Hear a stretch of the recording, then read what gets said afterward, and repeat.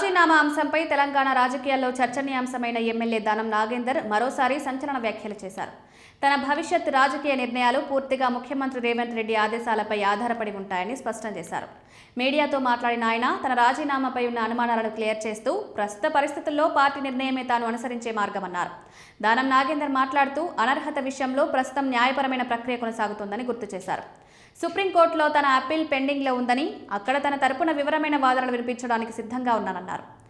Assembly speaker వద్ద కూడా అనర్హత పిటిషన్ పెండింగ్లో ఉందని, 2 స్థాయిల్లో కేసు నడుస్తుండగా ఏ నిర్ణయానికైనా చట్టపరమైన పరిణామాలు కీలకమవుతాయన్నారు. ఈ నేపథ్యంలో పరిస్థితులు అనుకూలంగా ఉన్నప్పుడే తగిన నిర్ణయం తీసుకుంటామన్నారు.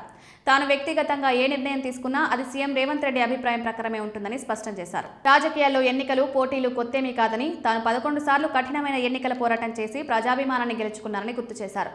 రాష్ట్ర అభివృద్ధి దిశలో సీఎం రేవంత్ రెడ్డి కీలక పాత్ర పోషిస్తున్నారని, ఆయన మరో 10 సంవత్సరాలు సీఎంగా కొనసాగితేనే తెలంగాణ మరింత వేగంగా పురోగతి సాగిస్తుందని అభిప్రాయపడ్డారు.